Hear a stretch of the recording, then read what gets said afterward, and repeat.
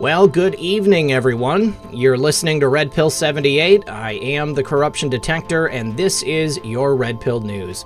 Joining me once again is my good friend Bob Kudla from Trade Genius. Bob, how you doing today, buddy? I'm good, Red. How you doing? I'm doing well. Looks like the country's on its way to opening up, and we've got economic gains as far as the eye can see, so I'm excited to talk to you about it. Well, before we get into that, just if anybody here is not aware of who you are or Trade Genius and what they do, give us an overview of what you guys are into. Yeah, so at Trade Genius, we created what we believe is the premier stock trading system out there in the market for the normal mom and pop, retail investor. And we did it through a system we call the profit ribbon system. And just really simply, it has the ability to sense when the market's going to go up or stocks are going to go up and when they should be sold and for profit. And it's an extremely powerful system. It works very well. We have extremely high win rates, and we have what we call a high profit factor, which means when you win, you make money, when you make your trades. And so we put that together, and then we combine that with a training series to help people get up to speed on it very quickly. We have trading rooms that are open 24 hours a day, 7 days a week, where we're in those rooms when the markets are trading. And in addition to that, I'm providing trade signals all throughout the day as well. So we teach you to trade. We show you how to trade. We give you, companionship, and then we also provide you trades. So it's a really powerful system, and we've been doing it for a very long time. And, I threw you some of the comments that I sent you, were comments just from today, actually. So how people are making money using the system. It's very easy if you're a day trader, or if you're what we call a swing trader or an occasional trader. The system works equally as well. And then what we've done, Red, is we put together a really, really nice set of bundles for people to take advantage of by Saturday night, pre-discounted those 65%. So it's a really good opportunity for people, and I hope people take advantage of it. Thanks for letting me share that. Oh, you're very welcome. And as always, that information will be in the description and the pinned comment below. Well, speaking of trading, this is the perfect segue into the first story.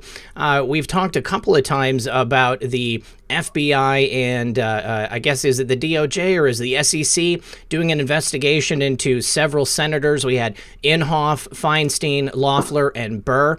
Well, today, or rather watching this, it'll have been 2 days ago, it was just announced that the FBI has dropped the investigations into Inhofe, Loeffler, and Feinstein, but they are keeping open the investigation into Burr. And we also learned that the investigation of all of these people has actually been going on for a full 2 months.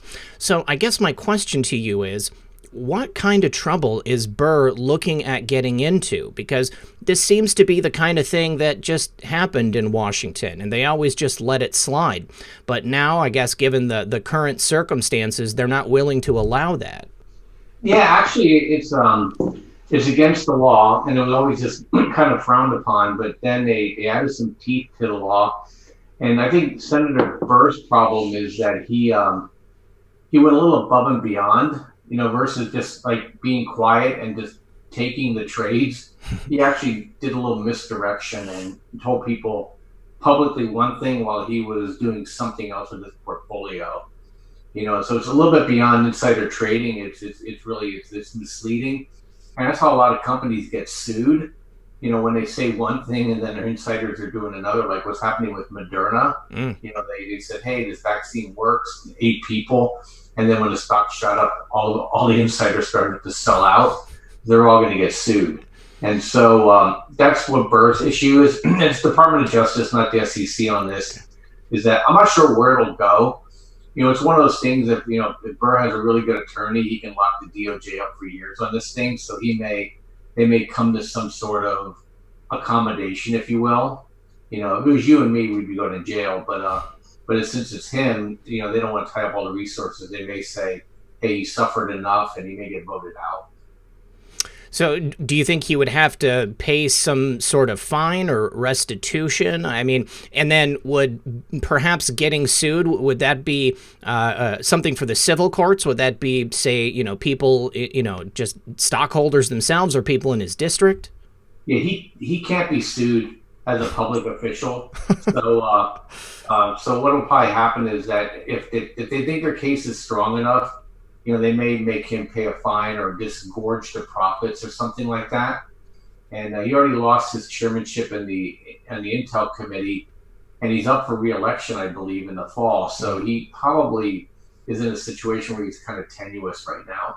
So they may feel that's enough punishment, for him. So we'll see what happens. You and I would probably have to plead and spend some time in jail. Really? Well, let's just say if it was just your average everyday American citizen, I mean, how much jail time do you think we might be looking at?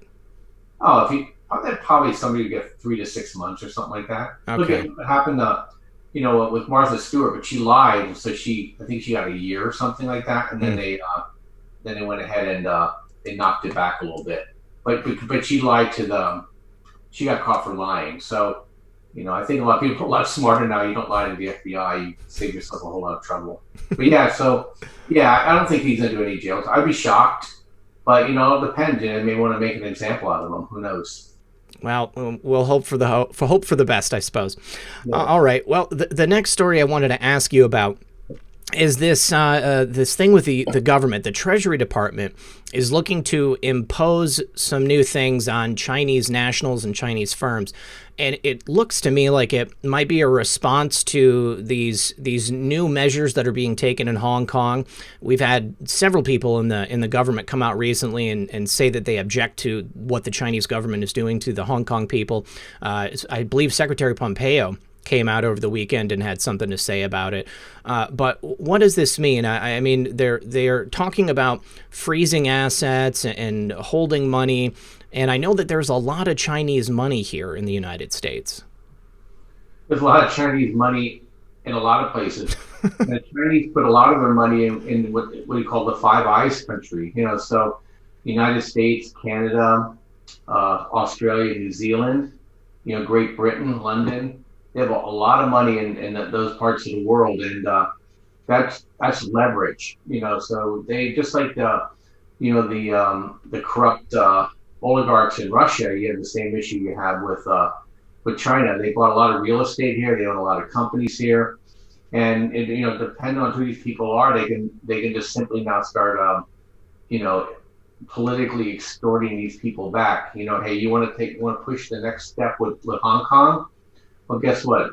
All your money's sitting in these countries. We're gonna start taking it back. So your escape hatch out of China is probably going to go away. And we're talking probably hundreds of billions of dollars these guys have stolen from their people. And so yeah, it's interesting. And regarding the market going down on that, look, the market went up today on news that we have a vaccine. So these are just like excuses they use. So it's the market it hit what's called a level today that I think it's going to have a hard time getting over, even though the Fed's been shoving so much money into the system. So, but I think this China thing is real. And I think China's been trying to destabilize our country. And from that, I think it's going to be a tit for tat. And it's going to see who's going to blink first. So when we're talking about the money, you said that it's money that's been funneled out of China, like people in the CCP, are they taking money from programs and moving it over to the United States, so it's not under the purview of the Chinese government, so it can't be taken from them? Well, I'm sure somebody could walk up to a party official and say, "Hey, I noticed you have $200 million of property, so and so. You're going to get some of that back." I'm sure some of that behind the scenes stuff happens, but these are people that have businesses that have spirited the money out of the country. A game that's played is they buy real estate, and then they send their children to school overseas. That kids never come back. Then they send their mother over to watch the kids, so they get the mother out of the country. And then the final thing they do is they go ahead and they send hey, I got to go do a trip abroad and never come back. So that's some of the games that are played. But what they do also is that they'll have a U.S. subsidiary overcharge the parent company in China, and they have an interest in that subsidiary here in the U.S. or in Australia or wherever, and then the money stays in the U.S. and U.S. banks, and it never goes back to China. The Chinese got sweet to that. Then they were doing it with Bitcoin, putting it in Bitcoin so that the money's out of the country. They were doing it with gold. They were doing it in Macau where they were gambling. Hong Kong is a huge place where the money gets washed and sent overseas. So, yeah, look, that's the only portal China has left is Hong Kong for these people to get their money out. And if that thing gets shut down and we shut down the oligarchs, look, it stung the Russians. So it's gonna sting the Chinese, and they don't think they deserve it, and so it maybe give them pause. Now, if assets and property, money, if that is frozen by the United States government, do we have the right to take that and keep it, or would it just be held until some arbitrary deal is forged? The government could freeze the asset, and they could go to a court for forfeiture, but they just can't say, I'm seizing it and keeping it. They're going to have to go through some sort of judicial process to officially keep, just like a civil forfeiture. Like, if you're riding in a train and you have $30,000 in your pocket and somebody that has been following you goes ahead and they stop you, they can confiscate the $30,000 from you, hold it in escrow for a period of time, and then you have to go to court to say, well, that money is legit and here's how I earned it. If not, over a certain period of time, the asset forfeiture laws work. So I'm sure there's a process just for doing it with foreign nationals under these situations. This is the problem China has tied into our banking systems, is that they want to play ball with the West, that this is their downside, and this is the leverage that the West has over China. All right. Now China can turn around and say we're going to nationalize every asset you have in China. So it's going to be a bit of a tit for tat, but Chinese will be hurt a lot worse than the Americans will. So as far as American assets in China, would that be like factories owned by places like Nike and other manufacturing like Apple or other computer things? Yeah, exactly. They can just come in. We're nationalizing the entity, and so all your assets here are ours, and so. But the thing is, like, none of these companies in the United States that are dealing in China, they've already given up some of their assets just to play ball over there, and so this is going to prompt. I think this is twofold for the United States government. They're going to get people to say, hey, I better get the heck out of Dodge here before the Chinese one-up it on me. And, and then that gives, Trump some leverage to get people back in the U.S. Or the second thing they're going to do is go ahead and, hey, I can sting the Chinese here with money. And we've done this before. This is our modus operandi. This is what we did to the Japanese. This is what we did with the Russians. Now we're going to do it with the Chinese. Well, hopefully it works. Now, with regard to the economy rising and falling, obviously the country is on the verge of opening back up again. We're in a pretty good position.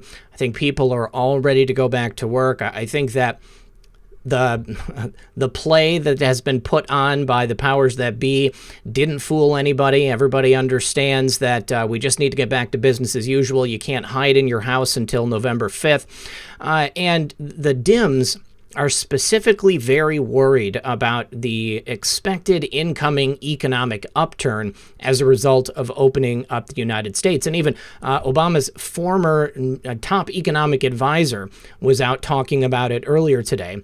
Basically, they are resigned to the fact that when this happens, it's going to secure President Trump a second term in come November. What do you think is going to happen here with the economy? Well, I mean, if you just see the anecdotal evidence of Ocean City, Maryland opening up, and for the rest of the summer, every hotel is booked 100%. Wow. You open up a casino in Florida, and there's a 2 or 3 mile line to get onto the casino floor. You open a beach up for a weekend in California, 80,000 people show up. I think people are just going to explode back into normalcy. And for me, that's a couple things. Number one is they never believed They never believed the hype. And number two is the Democrats hung a millstone around their neck because they're the ones that told everybody they were going to die. Mm-hmm. In fact, they called Trump a murderer. And I think that's when you notice when Trump backed off and said, hey, the states have control. Hey, I'm listening to the science. Hey, the science was all screwed up. Hey, Democrats are tyrants. You really want to vote for them? And I think he just, and then plus I think we're going to probably get the biggest GDP bump in the third quarter ever because we had a huge downturn in the second quarter. But I think I think restaurants are in big trouble. Okay. I don't think a lot of them are going to be able to come back because I think a lot of people are going to work from home. So I think center cities are going to be walloped, but I think the rest of the country is going to come back fast. So places like New York or LA, I mean, in LA, they're talking about, continuing to stay shut down no matter what the rest of the country does. I saw someone from New York just, lamenting the state of that city. It's essentially just a ghost town when you walk through it. I mean, and obviously a vast majority of the cases were coming from New York and LA. They didn't do a very good job of managing it. They closed everything down, and yet still we had tremendous loss taking place in both places. So, I mean, are you thinking that places like that are not even going to recover after a couple months? I mean, because the way I see it, the people in those cities, they've got several months of pent-up buying frustrations as well. Do you think it's not going to happen there? Yeah, and I'll tell you why. So you have, first of all, a lot of the wealthy left those cities. So all that buying power that's happening is happening at their secondary locations. In fact, I have a friend who's a realtor down here in South Orange County. She said she's never been busier showing homes to people from LA. Okay, they're getting out of there. They realize that we're being run by idiots, and they're not going to be locked down again. Number two, you have companies like Square and companies like MasterCard and just multiplied out by 1,000 said, we trust that our employees can work from home. These are a lot of center city jobs that are now totally dispersed. So, if you have a restaurant or a takeout or whatever in the suburbs, you may see a bump in your business because, hey, I'm working from the suburb here of Laguna in California, right? I'm not heading up to LA now to go to my corporate job because my boss said I can work from home. And so these people now are going to be spending their lunch money, if you will, the money they spent every day going into the office, they're going to spend it locally. Mm-hmm. And then who in their right mind wants to be in a city that locks you down, right? What are they going to do to you next? So all the wealthy left, and their buying power is now outside of the city's ability to tax. And number two, the jobs aren't going to come back, so the ability for the restaurateurs and the service industries that supported them are not going to recover. So that's when I said there's going to be a hollowing out of the center cities. And my thing that people all along was, and it's delicious irony, all the social justice warriors have flocked into the city, to be this in the Starbucks generation, right? Mm-hmm.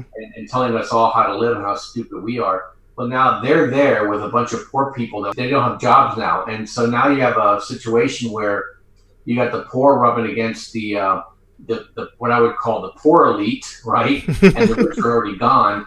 And if you notice, larcenies and car break-ins are up like 67% in these cities. Oh, wow. It's not going to get better. And so, the Democrats have screwed themselves. I don't know how many which ways here. They're not going to get their revenue back. McConnell and Trump are now like, hey, you know what?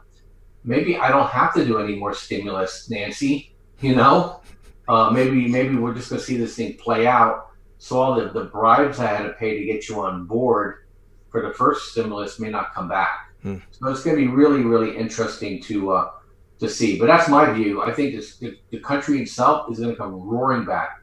Center city, around the country, not so much. Well, it makes a lot of sense. It makes me wonder also if many of the people who are going to be affected by restaurants never opening back up, if they're going to choose to leave the cities as well, just out of necessity, perhaps moving back into the center of the country, moving back home with their folks.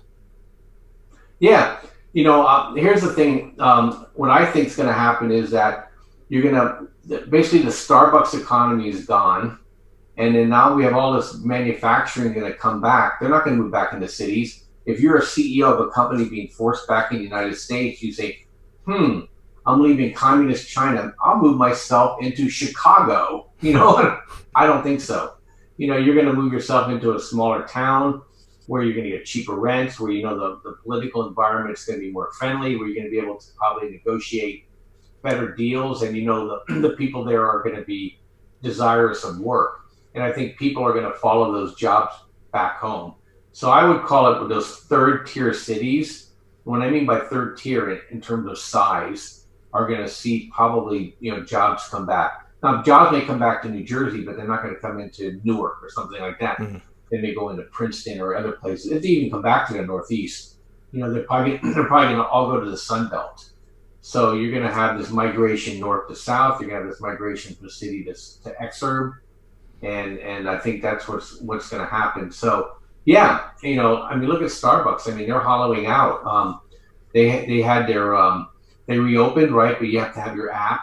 They're making the customer experience awful. The reason why a lot of people go to Starbucks is not to get coffee, because they get it at home. They go there for the interaction, for the break in the action. If you go there and you're standing in line, in the front of a vending machine, you might as well just make your Kirk at home and head on into the office, So I think there's going to be a lot of things damaged because of some of these policies, the way they overplayed them. All right. Well, as the country begins to open back up, what is the most important thing that you think people should be paying attention to right now? I think you have to be paying attention to the mantra of the second rebound. And if they're going to try to re-shut the country down for the election, I think that's the thing that people need to be aware of is part of the game plan. The reason why these cities never wanted to open was to see if they can push the mail-in ballot scenario. Mm-hmm. So that's the thing we need to watch. But I think the pushback they're going to get is going to be absolutely enormous. And then we're just going to have to see how the election plays out. If it goes as I think it will, I think a lot of independents are going to hold their nose and vote Republican. Mm-hmm. They were always kind of on the fence, just because they realize now, I know how bad it is to be under a total Democratic. Can you imagine if they owned all three branches of government right now? No. Terrible. We don't need FEMA camps. They created 200 million of them called their homes. Yeah. And I think a lot of people are like, oh my gosh, I never want this to happen again, for a disease that nobody knows anybody who has it. Mm-hmm. So think about that. How many people do you know that have this disease? And I think a lot of kids, I know I have kids that are that age, are like, nobody has this disease, but I lost my job. I can't go to college. I can't see my friends. I can't go to the beach. I can't go to the mall. I can't hang out for a disease that we don't know anybody who has it. Mm-hmm. I think that's the public relations nightmare that the Democrats have foisted onto themselves. Well, sometimes you can't just tell people, you have to show them, and I feel that is exactly what's happened here in America. All right, well, Bob, thank you very much for joining us again today, my friend, and we will be talking to you again real soon. Yeah, thanks, Fred. Thanks for having me. Yeah, the mantra for me is that things don't matter to people until they matter to people, and this disease mattered to everybody. It certainly did. All right, Bob, we'll talk to you soon, buddy. Thank you. Bye-bye. Hey guys, it's Red Pill. Just one more thing. I just want to say thank you so much to everyone who has taken the time to support this channel. If you'd like to see some ways that you can support the channel, you can always check the show notes in the pinned comment of this video below. Whether you like, whether you share, whether you make sure that your notifications are on, any way that you support this channel means so much to me. I could not be doing this without you, and I could not do it without your help. Without people like you, this channel would not exist. So thank you so much to everyone for all of their many means of support. Don't forget to check out the merchandise store that is also in the pinned comment, and I will see you guys next time.